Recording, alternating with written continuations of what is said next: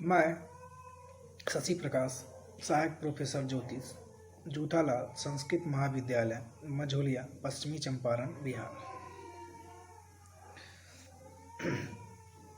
आज हम शास्त्री प्रतिष्ठा तृतीय खंड पुस्तक वेदांत ज्योतिष से संबंधित कुछ लघु प्रश्नोत्तरी पर चर्चा करेंगे।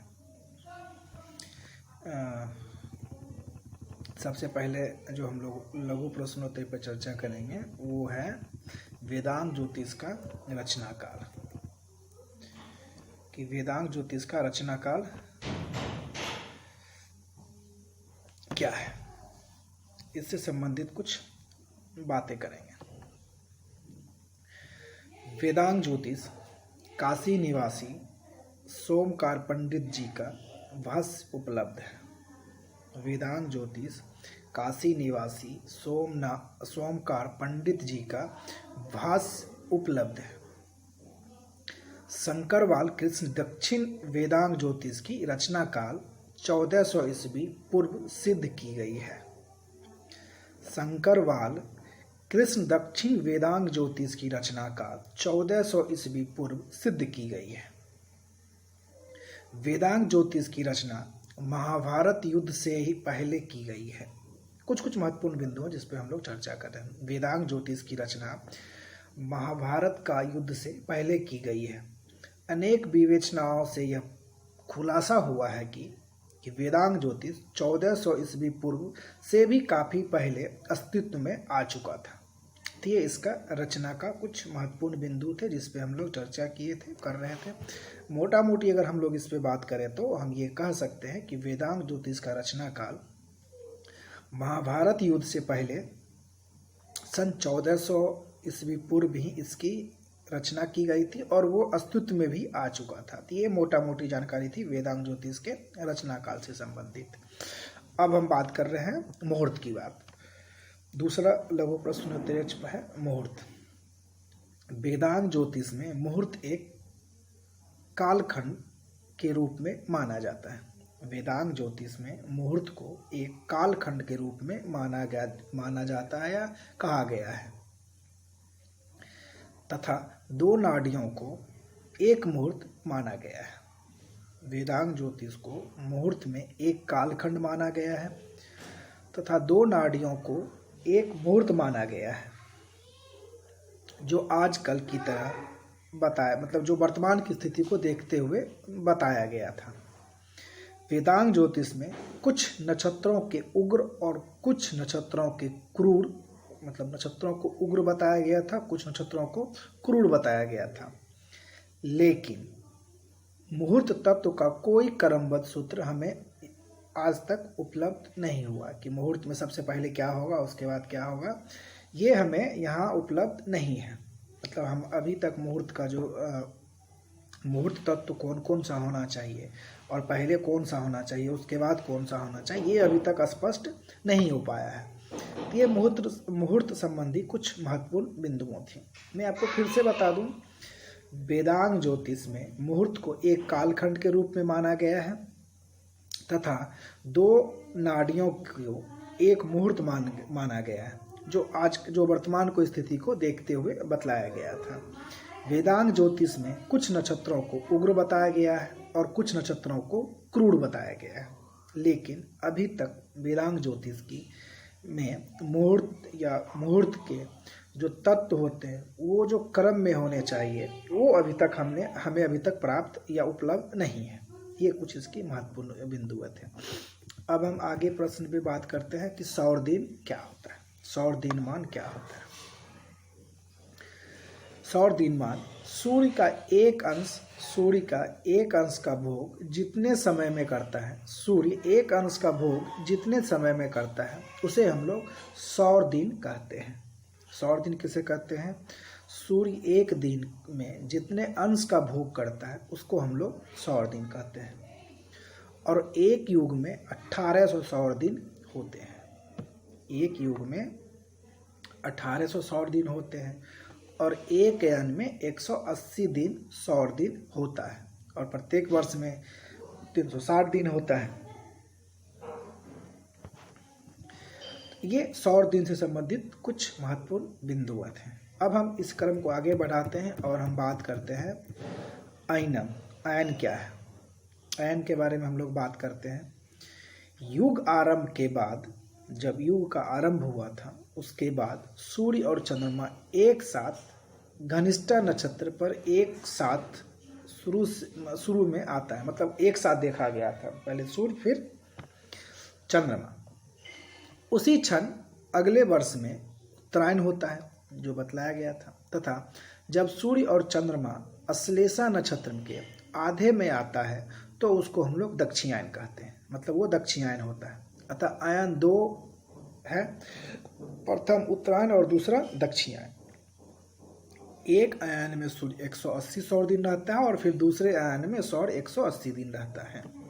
तो आयन का जो मुख्य बिंदु था इसमें हम लोग को जानने के लिए वो ये था कि आयन दो प्रकार के होते हैं, उत्तरायण और दक्षिणायन। एक आयन का सूर्य 180 दिन का सौर दिन होता है और दूसरे का 180। और युग आरंभ के समय हम लोग दो आयन को देखे थे। किसको? सूर्य और चंद्र को।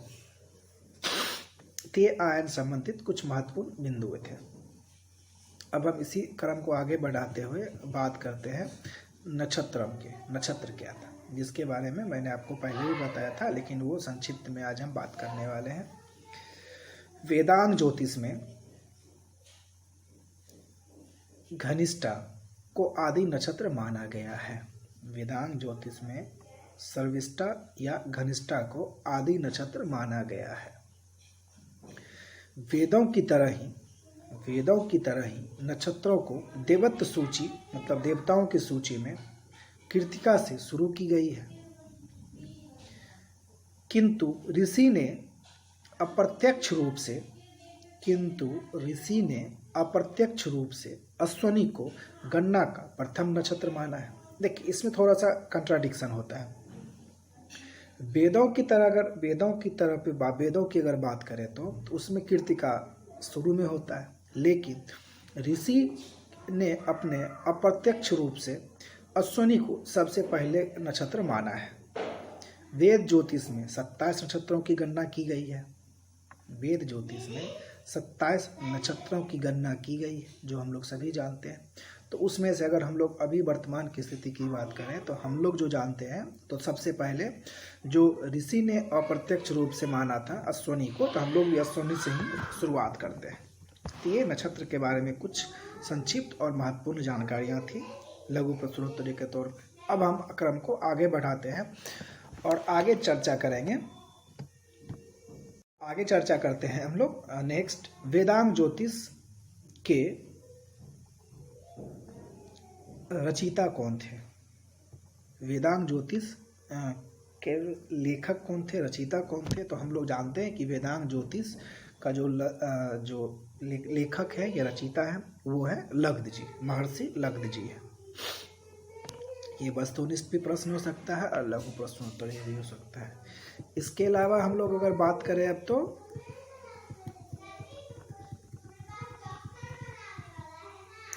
तिथि साधनम के बारे में, तिथि का जो साधन किया जाता है वो क्या होता है, उस पर हम लोग बात करने वाले हैं।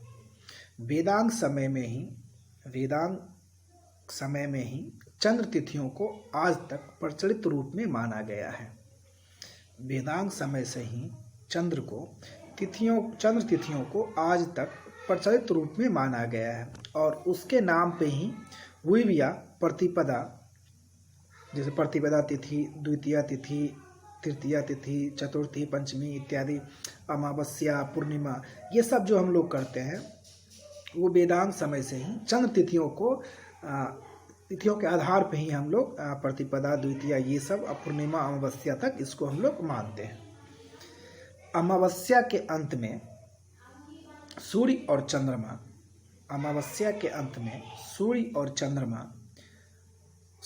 चंद्र नक्षत्र के एक ही बिंदु पर होते हैं। कब? जब अमावस्या का अंत होता है तब। और जब अमावस्या का जब अंत होता है तो क्या होता है, सूर्य और चंद्र नक्षत्र एक ही बिंदु पे होते हैं। उस समय वह चक्र जो होता है वो तो 360 अंश का होता है। जब सूर्य और चंद्र नक्षत्र एक ही बिंदु पर होता है तो उस समय का जो भचक्र होता है वो 360 अंश का होता है तथा तिथि की संख्या 30 होती है। तिथि की संख्या 30 होती है। 30 तिथि में 360 अंश, तो अगर 30 तिथि में 360 अंश हो तो एक तिथि में कितना होगा? तो एक तिथि में 12 अंश होगा। 12 अंश का एक तिथि हो गया, मतलब 30 तिथि में अगर 360 अंश होता है तो एक तिथि में 12 अंश होगा और 12 अंश का एक तिथि होता है। तब जब सूर्य और चंद्र का अंतर 12 अंश का हो तो वो प्रतिपदा होगा, और प्रतिपदा जब होगा वो 180 अंश का हो तो, अगर प्रतिपदा हो तो प्रतिपदा और 180 अंश का हो तो वो पूर्णिमा हो जाता है। प्रतिपदा होगा 12 अंश का अंतर होगा और 180 अंश का होगा अंतर, 180 अंश का अंतर अगर होगा तो वो पूर्णिमा तिथि हो जाएगा, और 360 का होगा तो फिर वो प्रतिपदा अमावस्या हो जाएगा। तो ये एक तिथियों के बारे में जो महत्वपूर्ण जानकारियाँ थी उस पर हमने चर्चा की है। अब हम लोग बात करने वाले हैं ऋतु गणना के बारे में कि ऋतु गणना क्या होता है। एक वर्ष में 6 ऋतुएं होती हैं, ये हम लोग मुख्यतः जानते ही हैं कि एक साल का जो टर्म होता है उसमें 6 ऋतु होती हैं। इसमें जो सबसे इनके नाम जो क्रमशः हैं शिशिर, वसंत, ग्रीष्म, वर्षा, शरद और हेमंत, ये 6 ऋतु होते हैं एक साल में। सूर्य जब 4.5 नक्षत्र भोग करता है, सूर्य जब 4.5 नक्षत्र का भोग करता है तो एक ऋतु होती है। सूर्य जब 4.5 नक्षत्र का भोग करता है तो एक ऋतु होती है। प्रथम 3 ऋतुओं उत्तरायण में, मतलब प्रथम 3 ऋतु उत्तरायण में होता है और बाद वाली 3 ऋतुएं दक्षिणायन में होती हैं। क्या कि हम लोग जानते हैं कि जो वो होता है 180 दिन का एक नक्षत्र उत्तरायण होता है और 180 का दक्षिणायन होता है, तो इसलिए प्रथम 3 जो होता है वो उत्तरायण का होता है और बाद वाला 3 का जो होता है वो दक्षिणायन का होता है। जैसे घनिष्ठा से रेवती तक, घनिष्ठा नक्षत्र से रेवती नक्षत्र तक 4.5 नक्षत्र का जो होता है उसमें क्या क्या होता है? शिशिर ऋतु होते हैं,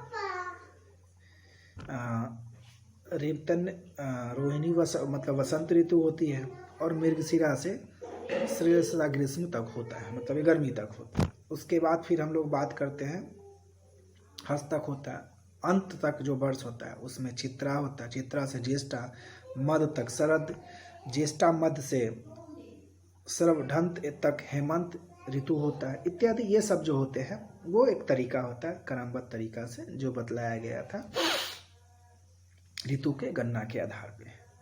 इसके अलावा हम लोग अगर बात करें तो युग स्वरूप के बारे में बात करते हैं कि युग स्वरूप क्या है। माघ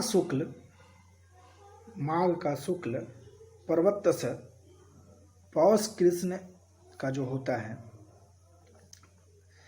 सर्वप्रथम अगर हम लोग देखें तो इसमें जो माघ शुक्ल इसमें बतलाया गया है युग आरंभ का, तो सर्वप्रथम युग का आरंभ जो होता है माघ के शुक्ल पक्ष में, शुक्ल पक्ष के प्रतिपदा से होता है। सर्वप्रथम युग का जो आरंभ होता है माघ शुक्ल पक्ष के प्रतिपदा से ही होता है तथा 5 वर्षों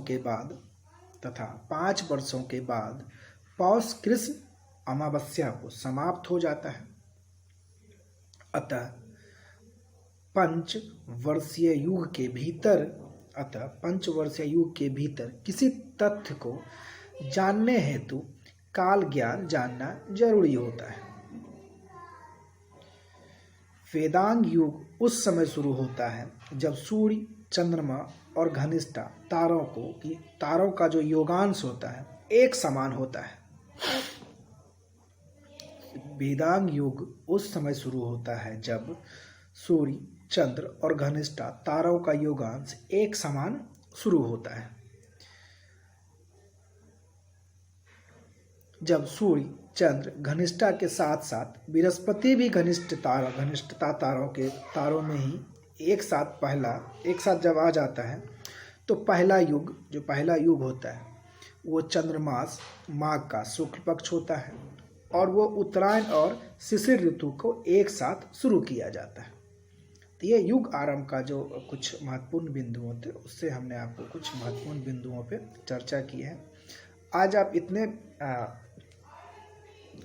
इन सभी बिंदुओं के माध्यम से जो लघु प्रश्नोत्तरी हमने आपको बताया है, इन सभी बिंदुओं को ध्यानपूर्वक सुनें, अध्ययन करें, लाभ उठाएं। धन्यवाद।